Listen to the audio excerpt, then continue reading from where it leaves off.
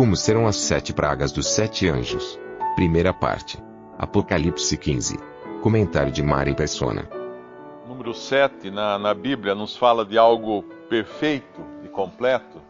Deus agora vai executar um juízo que é final, que é completo. Por isso que são 7 anjos e as 7 últimas pragas. Até aqui, os juízos eram mais ou menos discriminatórios, né? Eles eram reservados a determinados grupos e lugares. Mas agora vem o final da grande tribulação, quando Deus vai dar fim, vai colocar um fim a esse tempo de juízo. Mas é por isso que a palavra no versículo 1, nelas tinham as 7 últimas pragas, nelas é consumada a ira de Deus. Ou seja, ele completa agora a sua ira, o seu juízo lançado sobre a terra, para dar um fim, de uma vez por todas, a esse tempo da grande tribulação. Existe um mar de vidro, como mar de vidro, misturado com fogo. O vidro nos fala de algo estável, mas o fogo, ao mesmo tempo, nos fala de juízo.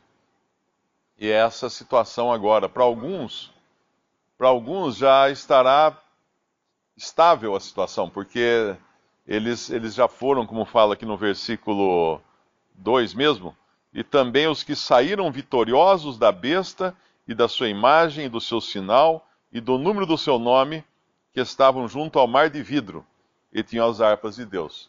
Então esse grupo de pessoas, para eles já está resolvido. Não há mais o que fazer com eles. Eles já foram provados, porque a gente sabe que a grande tribulação, ela vem para provar os que habitam na terra.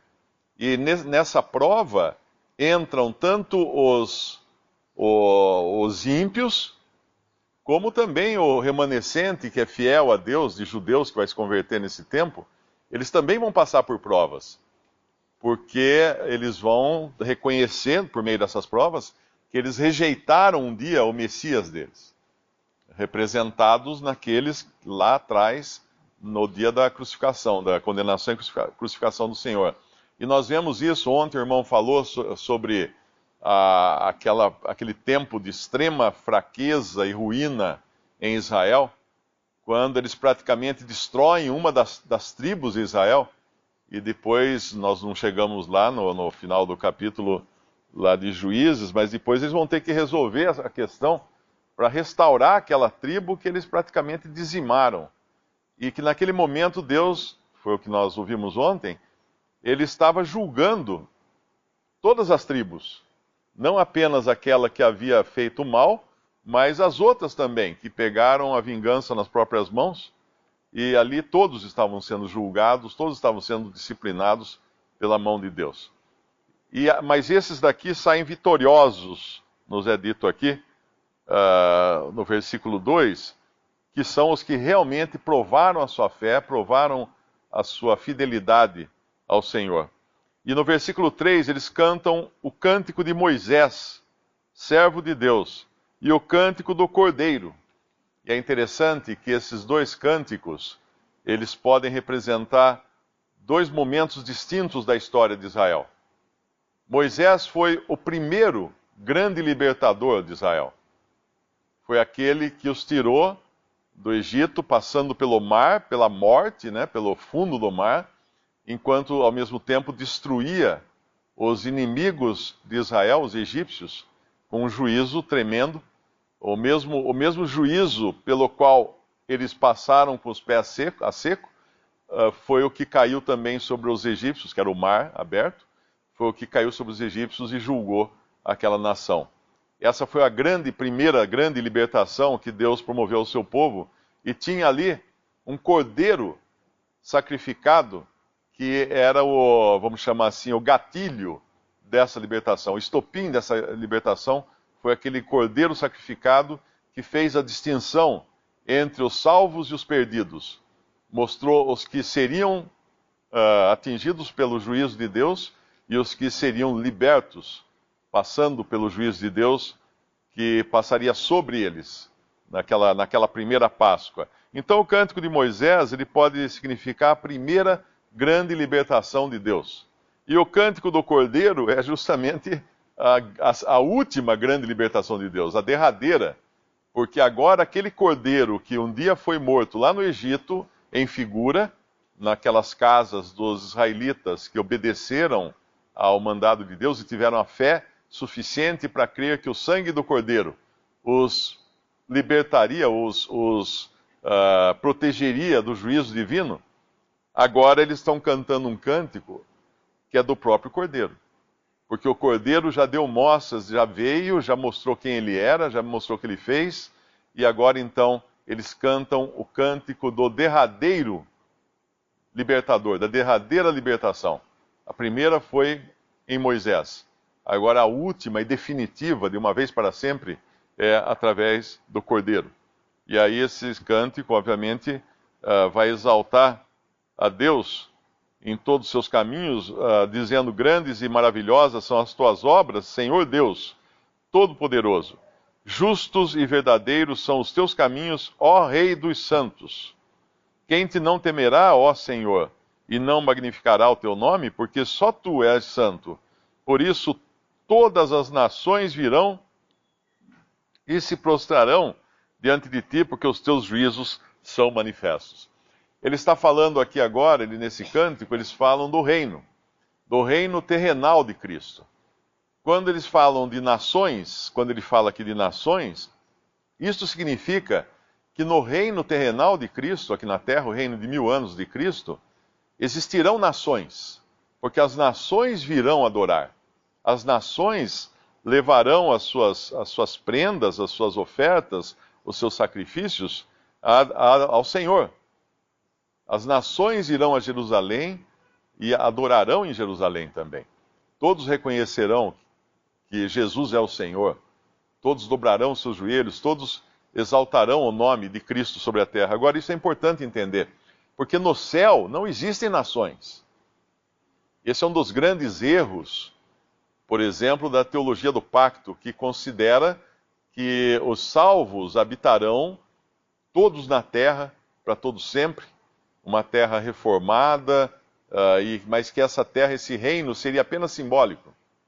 Muito bem, se o reino fosse simbólico, então as pessoas que habitarão nesse reino simbólico, conforme dizem, também estariam agrupadas simbolicamente, mas não em nações.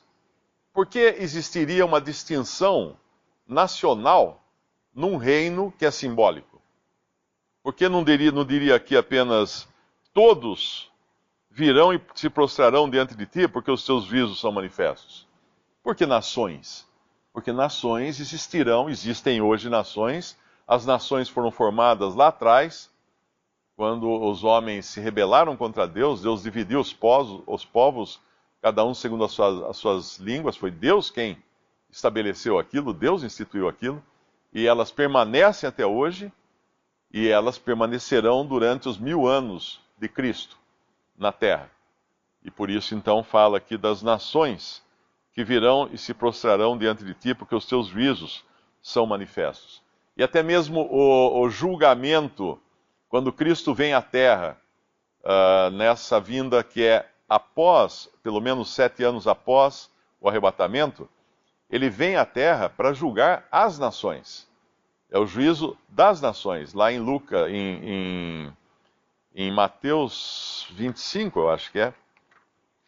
Mateus 25, versículo 31. Essa é a vinda de Cristo para juízo das nações, das categorias de pessoas. Não é o juízo final.